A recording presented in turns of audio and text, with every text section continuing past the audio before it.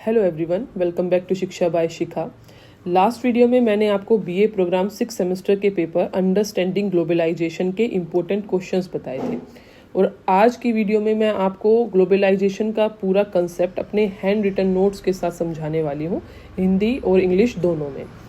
मैंने आपको बताया था कि आपको 4 क्वेश्चन अटैम्प्ट करने हैं और ग्लोबलाइजेशन आपका पेपर का नाम ही है, तो मेन आपके 2 से 3 क्वेश्चन तो आपके ग्लोबलाइजेशन से ही आएंगे। तो आपको इस क्वेश्चन को बहुत अच्छे से समझना है और आप सेम टू सेम मेरे उससे आप लिख भी सकते हो अपने पेपर में, लेकिन आप कोशिश करना कि आप कंसेप्ट को समझो ताकि आप वहाँ पर कुछ भूल भी जाओ तो आप अपनी तरफ से बनाकर लिख सको, क्योंकि ग्लोबलाइजेशन एक इवॉल्विंग कंसेप्ट है। जो आप अपने आसपास देखते हो वही है, तो आप खुद से भी बनाकर लिख सकते हो।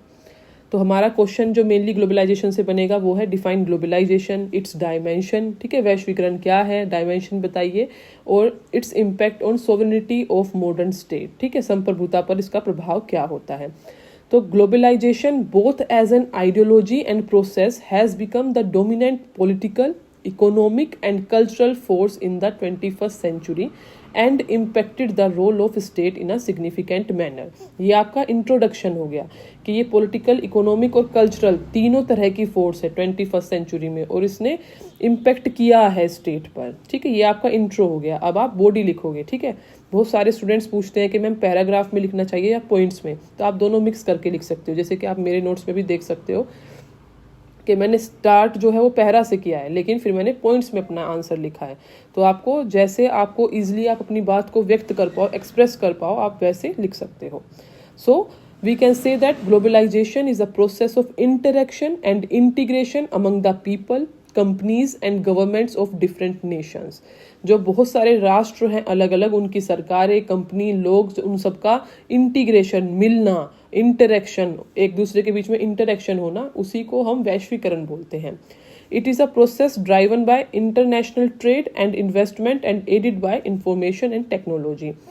It involves the exchange of goods, services, information, ideas across borders। ठीक है, सब चीज़ों का एक्सचेंज होता है, किसी भी वस्तु का, विचार का, इंफॉर्मेशन का, आइडिया का। ठीक है, it brings people from different parts of the world together. Globalisation से पूरा देश जो है वो एक छोटा सा मार्केट बन गया है, सबको एक साथ ले आता है वैश्वीकरण। It creates opportunities for trade, collaboration and cultural exchange. Cultural exchange मैंने आपको बताया था, संस्कृति, हर जैसे हमारे खुद के इंडिया में, हमारा तो एक देश है, उसमें कितने सारे छोटे छोटे राज्य हैं।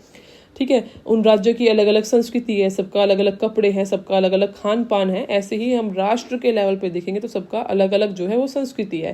तो लेकिन ग्लोबलाइजेशन से आपस में कल्चरल एक्सचेंज होता है, सब एक दूसरे से प्रभावित होते हैं और सब आपस में मिल जाते हैं।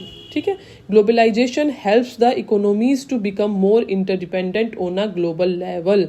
Underline interdependent. ठीक है, the unique characteristic of globalisation have allowed people with diverse backgrounds to interact freely.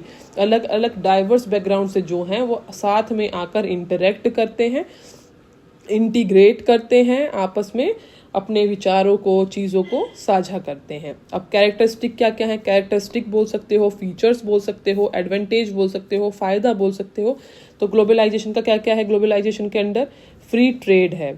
ठीक है, लिबरलाइजेशन मतलब उदारवाद, प्राइवेटाइजेशन, निजी जो आप हिंदी में बोलते हो, इंक्रीज्ड कनेक्टिविटी बिटवीन नेशंस, इसने कनेक्टिविटी को बढ़ा दिया है, इंटरडिपेंडेंस, एक दूसरे पर राष्ट्र जो है इंटरडिपेंडेंट हो गए हैं, अर्बनाइजेशन, स्टैंडर्ड ऑफ लिविंग इसने बढ़ाया है, increase in employment, and main जो है वो है आपका कल्चरल एक्सचेंज, जो मैंने भी बताया कि आपका खाना पीना, रहना, ठीक है, रहन सहन आपका कैसा है, कपड़े कैसे हैं आपके क्षेत्र के, आपने देखा होगा हर क्षेत्र के कपड़े भी अलग होते हैं। ठीक है, वो सब आप इसमें लिख सकते हो। हिंदी में अगर हम बात करें तो वैश्वीकरण वह प्रक्रिया है जिसके द्वारा दुनिया के सभी लोग, संस्कृतियां, अर्थव्यवस्थाएं मतलब इकोनॉमीज आपस में अधिक रूप से जुड़ गई हैं। वैश्वीकरण को लोगों और देशों की बढ़ती अंतर संबंध, उनके बीच में जो रिलेशंस है, जो परस्पर निर्भरता है, उसके रूप में भी परिभाषित किया जाता है। वैश्वीकरण शब्द का तात्पर्य राष्ट्र की अर्थव्यवस्था का विश्व अर्थव्यवस्था के साथ एकीकरण से है।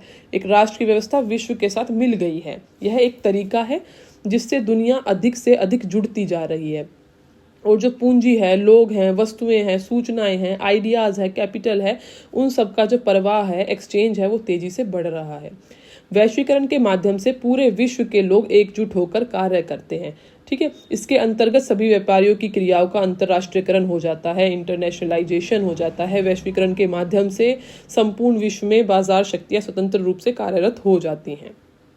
ठीक है, ये था बहुत सारी, आप अलग अलग ऑथर्स की या थिंकर्स का नाम लेके भी आप ग्लोबलाइजेशन को डिफाइन कर सकते हो। ठीक है, आप 2-3 नाम आप अच्छे अच्छे थिंकर्स का या ऑथर्स का आप याद करके उसमें डाल सकते हो, तो थोड़ा इफेक्टिव लगेगा आपका आंसर। अब डायमेंशंस क्या क्या है, तो मेनली डायमेंशंस बहुत सारी, आप साइंस एंड टेक्नोलॉजी, इन्वायरमेंट सबको इंक्लूड कर सकते हो। मैंने मेनली 3 को एक्सप्लेन किया है, सांस्कृतिक मतलब कल्चरल, आर्थिक मतलब इकोनॉमिक और राजनीतिक मतलब पॉलिटिकल। इसी से आप औरों को भी बना सकते हो। तो सांस्कृतिक से क्या मतलब है, इससे तात्पर्य है कि दुनिया भर के लोगों से है जो एक ही प्रकार से मतलब एक साथ मनोरंजन, व्यंजन, आदतें, कपड़े, खान पान जो भी है उसका आनंद एक साथ ले रहे हैं। ऐसा नहीं है कि सबका अलग अलग तो है, लेकिन सब मिलके एक दूसरे का कर रहे हैं। जैसे मैंने आपको क्लास में भी समझाया था कि जैसे मैकडी है, आपका पिज्ज़ा है, डोमिनोज है, ठीक है, आपका ये खाने की जो भी बहुत सारे अलग अलग फ्रेंचाइज हैं। तो उससे क्या है कि डोमिनोज यहाँ का थोड़ी है, हमारे यहाँ तो बासी खाना पसंद ही नहीं करते थे, या मैदा आप बोल सकते हो। ठीक है, तो जो ये है ये बाहर का है, हमारे वहाँ से यहाँ पर आया। हमारे जो खाना है वो बाहर पसंद किया जा रहा है अलग अलग देशों में।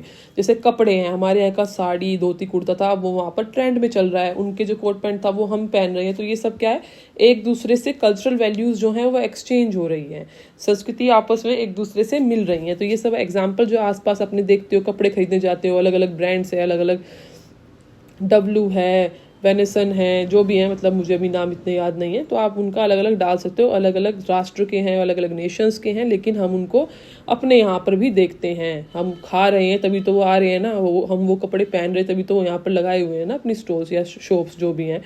तो यही सब आपको अपने पेपर में लिखना है।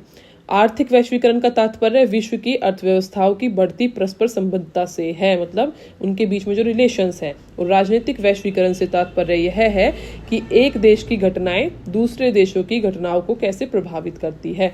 आप ग्लोबलाइजेशन में जो आप अपने करंट जो अपने आसपास आजकल आप देखते हो, आप वो भी एग्जाम्पल में डाल सकते हो। तो ये पूरा आपका कंसेप्ट था वैश्वीकरण का। यहीं से आपके 2 से 3 क्वेश्चन बनेंगे, घुमा फिरा कर आपको एक ही बात को दूसरे तरीके से आपको लिख देना है।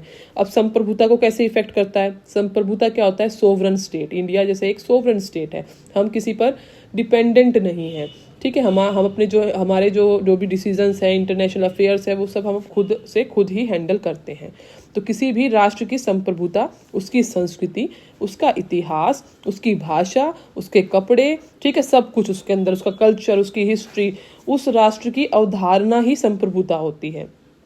तो वैश्वीकरण की प्रक्रिया में इन सारे तत्वों पर प्रभाव पड़ना मतलब अवश्य ही हो जाता है।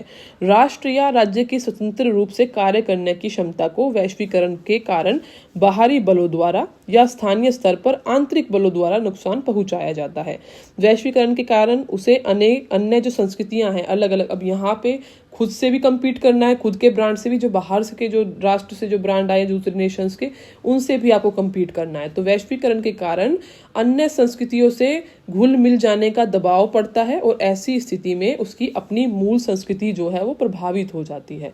ठीक है, यहाँ पर भी उसको अपने इंटरनल उससे भी कम्पीट करना है और बाहर के उससे भी कम्पीट करना है। तो संप्रभुता पर एक असर पड़ता है, इसलिए बोला भी जाता है कि संप्रभुता पर खतरा है वैश्वीकरण। तो ऐसे ही आपको जो थोड़ा सा कंसेप्ट समझो, फिर आप बनाकर अपने पेपर में आसानी से लिख सकते हो। ठीक है, पैराग्राफ में लिखो, पॉइंट्स में लिखो, जैसे भी आपको समझ में आ रहा है वैश्वीकरण से रिलेटेड आप एग्जाम्पल्स में भी एक्सप्लेन अपने आंसर को कर सकते हो। बस अपने पे कॉन्फिडेंट रहना है कि आपको आता है और आपको अच्छे से 3 से 4 पेज अपने पेपर में लिख देना है। ठीक है, आपकी कोई भी क्वेरी होती है तो आप मुझे कमेंट बॉक्स में बता सकते हैं। मैं आशा करती हूँ कि ये वीडियो आपके लिए हेल्पफुल साबित होगी। All the best.